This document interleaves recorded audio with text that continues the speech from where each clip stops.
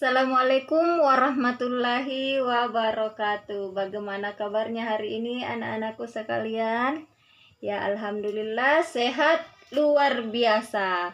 Oke, pada pertemuan kali ini kita akan membahas materi di bab 4, mengagungkan Allah Subhanahu wa taala dengan tunduk pada perintahnya.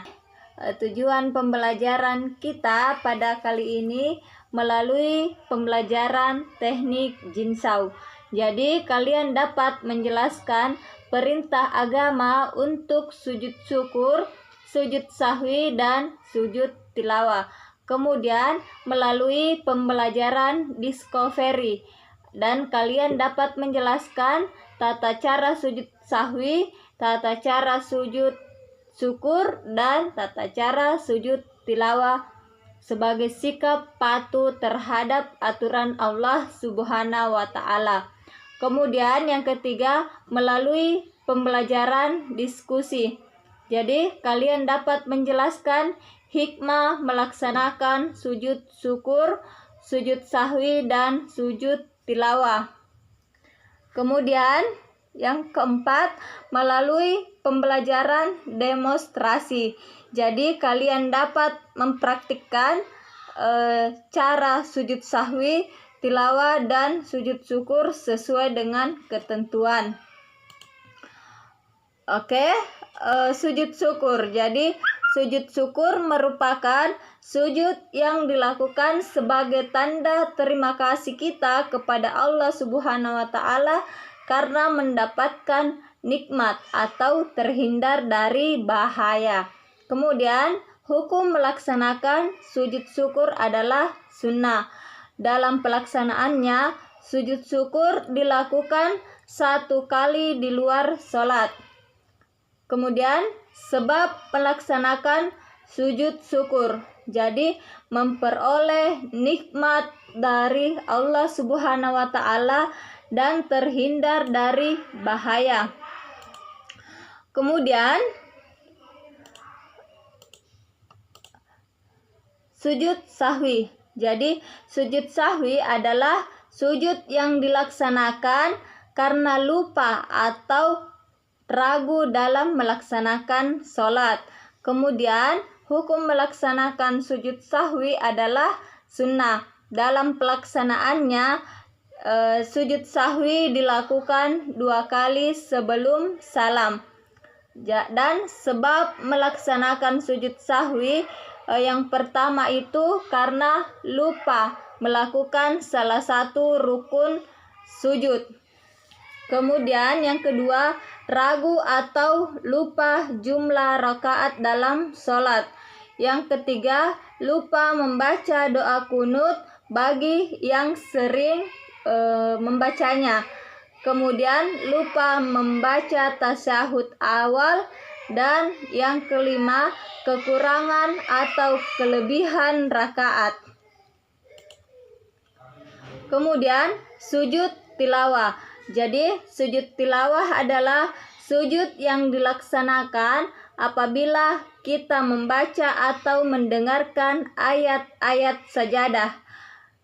Dan hukum melaksanakan sujud tilawah adalah sunnah. Dalam pelaksanaannya, sujud tilawah dilakukan dalam sholat dan di luar sholat.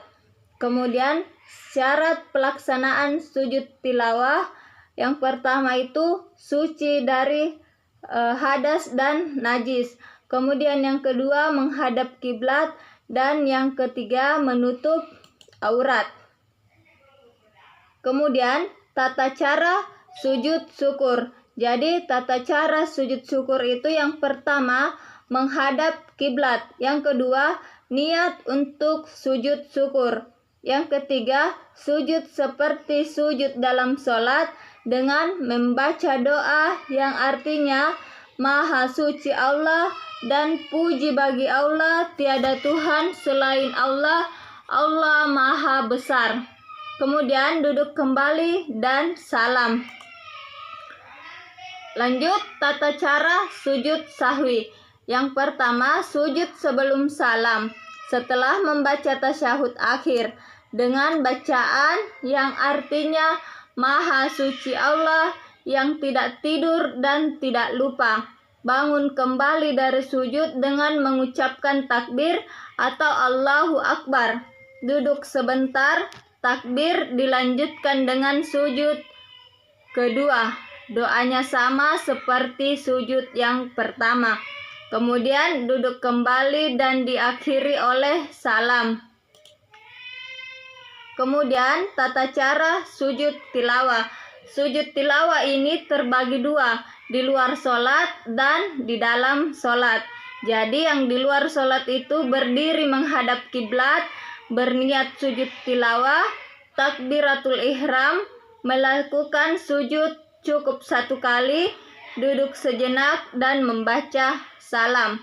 Kemudian sujud tilawah di dalam sholat. Ketika sedang berdiri dalam sholat, membaca ayat sajadah atau imam membaca ayat sajadah, langsung mengerjakan sujud 1 kali dengan membaca doa sujud tilawah. Setelah sujud, langsung berdiri lagi dan melanjutkan salam. Kemudian hikmah sujud syukur, sahwi, dan tilawah. Manusia tidak boleh sombong dan angkuh walaupun punya kelebihan. 2. Memahami bahwa setiap orang pasti pernah berbuat salah. Apabila seseorang mengakui kesalahannya dan minta maaf, maka kita hendaknya memberi maaf.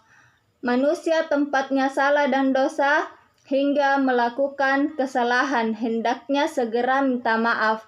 Yang keempat, lebih menghayati bacaan dan makna Al-Quran. 5. Mendekatkan diri kepada Allah, mensyukuri nikmat yang telah diberikan oleh Allah, memperoleh kepuasan batin berkaitan dengan anugerah yang diterima dari Allah, memperoleh tambahan nikmat dari Allah, dan selamat dari siksanya. Jadi materi kita pada pertemuan kali ini cukup sekian.